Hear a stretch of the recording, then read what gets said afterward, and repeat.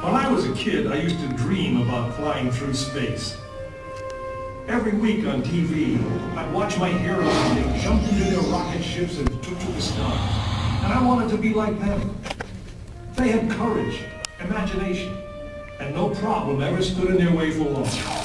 You know, in the end, when we actually did send men into space, it turned out that those were exactly the qualities it took. I'm John Hudson.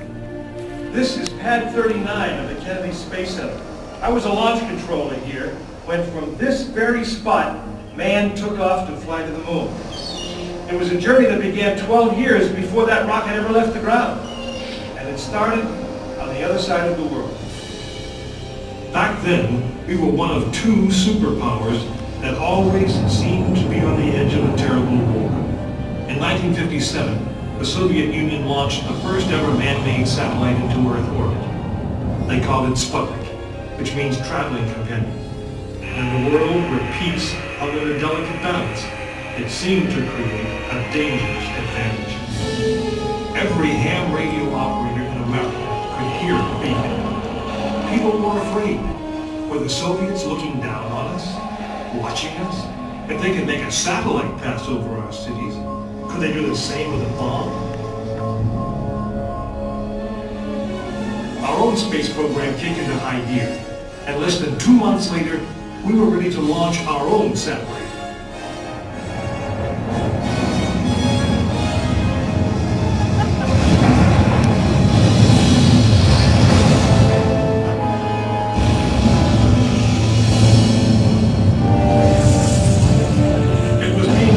The space race, and we were running a distant second. In 1961, we fell even further behind. Soviet cosmonaut Yuri Gagarin became the first man into space, circling the world in just 89 minutes. We had our own astronauts, and they were eager and ready to take the big ride. But our manned space program couldn't seem to get off the ground. We stuck with it, and on May 5th, 1961, things finally started going right. Astronaut Alan Shepard took his ship Freedom 7 6.5 miles into space. America had its first space hero. Just a few days later, our space program received a new challenge. But this one did not come from the Soviet Union. It came from our young president. In one inspiring moment, he changed the mission. From one based in fear of the present to one of hope for the future. But why, some say, the moon? Why choose this as our goal?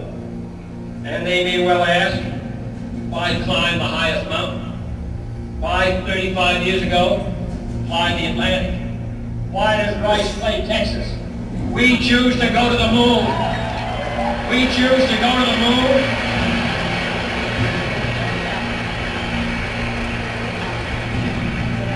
We choose to go to the moon in this decade and do the other thing, not because they are easy, but because they are hard.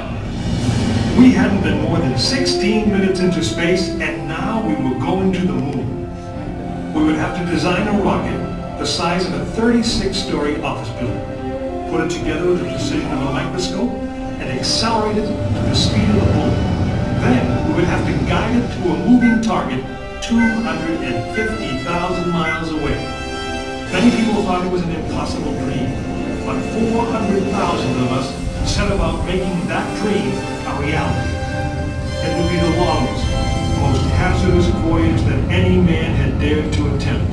But step by step, mission by mission, we orbited the Earth, perfecting the skills and technologies we would need on this incredible journey. Our astronauts practiced maneuvering, docking, and the 1,000 other tasks that would comprise the moon mission. We created new alloys, lighter and stronger than anything seen before.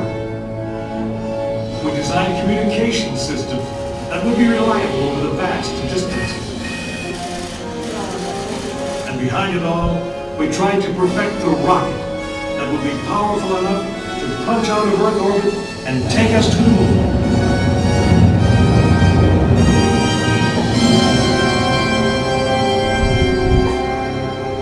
One day, however, the dream of flying to the moon almost slipped away.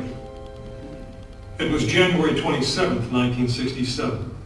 Astronauts Virgil Gus Grissom, Edward White, and Roger Chaffee were on board Apollo 1 for a plugs-out test, a full-scale dress rehearsal for the actual launch. Suddenly it happened. There was a fire in the capsule. 3 men whose lives had been in our hands were lost. Surely the opening vistas of space promise high costs and hardships, as well as high reward. But this country of the United States was not built by those who waited and rested and wished to look behind them. After Apollo 1, some thought we'd failed, and that the moon was out of our reach. But we owed it to those men to learn from their sacrifice and to carry on. We started taking the Apollo vehicle apart, piece by piece. Was the design flawed? Had safety been compromised? Tough questions. And we spent 1.5 years redesigning the spacecraft so that no astronaut's life would ever be at risk because we overlooked something, or because we could have done something better. A moon rocket is 91% high explosive, and it goes into the most unforgiving, hazardous environment there is. We could never make it risk-free, and the men who flew them knew that. We didn't send men into space again until Apollo 7 orbited the Earth testing some of the new designs. When everything worked perfectly, the decision was made. The next mission would travel to the moon. It was mankind's destiny to leave the shores of our planet behind and strike out across the vast ocean of space. In the great span of our history, now was the time that we could. Now was the time that we would. We stood on the eve of the longest, most dangerous journey that any man had ever undertaken. And it would be taken by Frank Borman, James Lovell, and Willard Anders, the crew of Apollo 8. Through those doors, you'll find the firing room, launch control, just as it was on December 21st, 1968.